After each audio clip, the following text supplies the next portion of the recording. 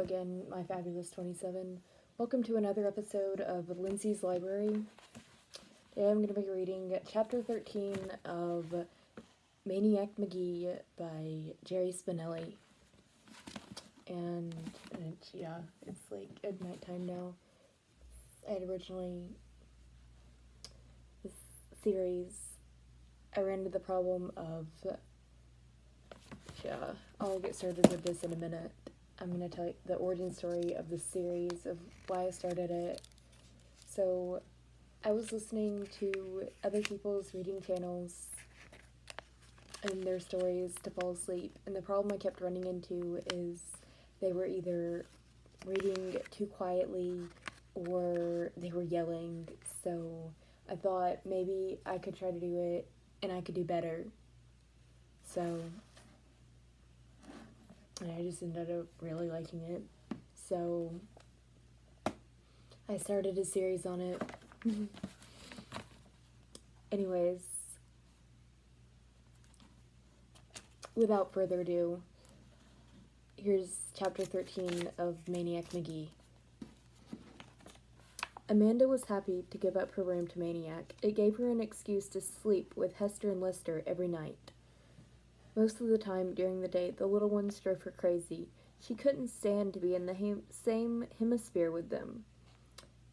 But at night, the best thing was to have them snuggled up on both sides of her. It made no sense, but that's how it was. Mr. Beale divided the little one's room into two sections with a panel of plywood, and Amanda moved her stuff into the back part, except for her suitcase of books. That stayed in her old room with Maniac. The way Maniac fit in, you would have thought he was born there. He played with the little ones and read them stories and taught them things.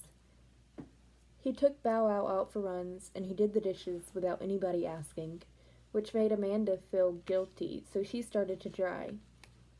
He carried out the trash, mowed the grass, cleaned up his own spills, turned out lights, put the cap back on the toothpaste tube, flushed the toilet, and Mrs. Beale called it the miracle on Sycamore Street. He kept his room neat.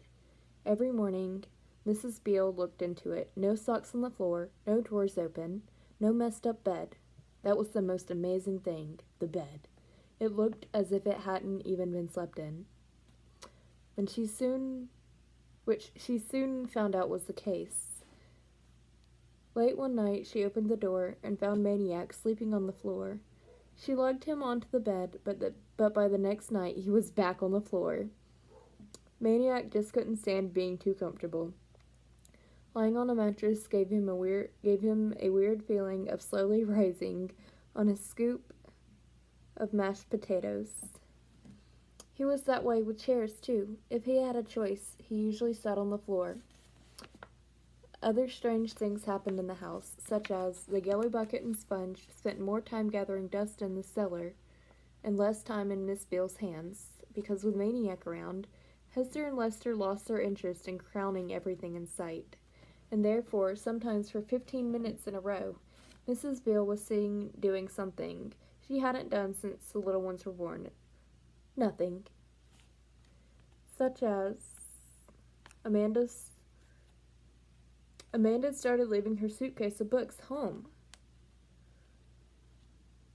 Such as everybody's fingertips started to heal, because Maniac took over the endless, thankless job of untying Hester and Lester's sneaker knots, such as Hester and Lester started to enjoy taking a bath, which was the solution to a very huge problem in the Beale household. Once upon a time, Hester and Lester loved to get a bath, as long as Amanda got one with them. It was a little crowded, especially when the little ones added their boats and floating dinosaurs, but it was fun and warm and yelpy and soapy. Then came the day when Amanda entered 4th grade, and she decided she was getting too old to tub it with her little brother and sister. They begged her and begged her, but she would not get in. They tried to storm the bathroom when she was in there, but she locked the door on them. So the little ones went on strike. They placed their hands on Lyle Crocodile, and swore they would never take another bath until Amanda joined them. And even though they couldn't stop their much larger mother from lifting them up and plunking them into the water, they could refuse to touch the soap or washcloth. They could make her do it. And they could sit there all stiff with their chins down in their chests, and their arms folded tightly, and their legs clamped together. And if their mother wanted to wash their armpits, she would have to get a crowbar and pry their arms up, because they sure as heck were not going to move. That's the way it was for a long time, until Maniac arrived. On that first Sunday, as soon as the little ones found out that their new pal had slept over, they mobbed him. Jeffrey, get a bath with us, will ya? Maniac replied, Sure, okay, not thinking much about it.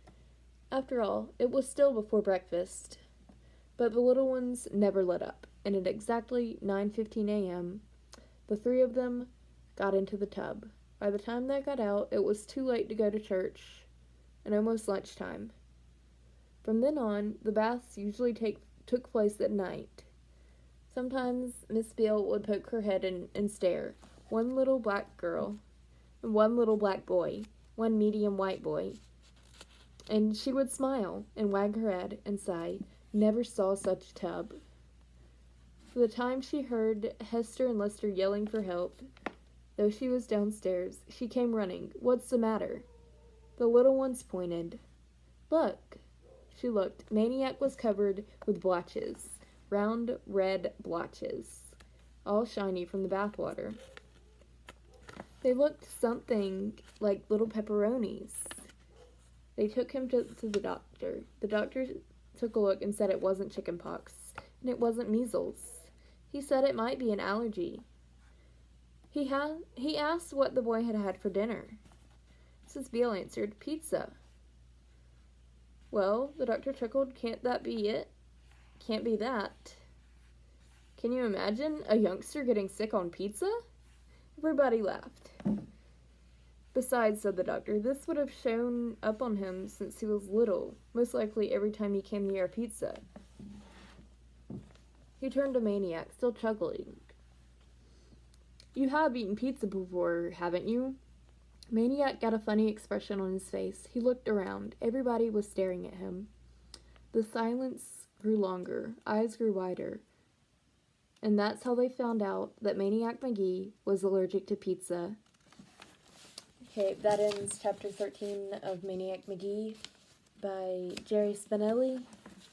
If you like this video, please be sure to like, comment, and subscribe. Also, if you want, you can check out my Amazon merch links down in the description below, along with my social media. And I'll see you whenever I see you. Bye!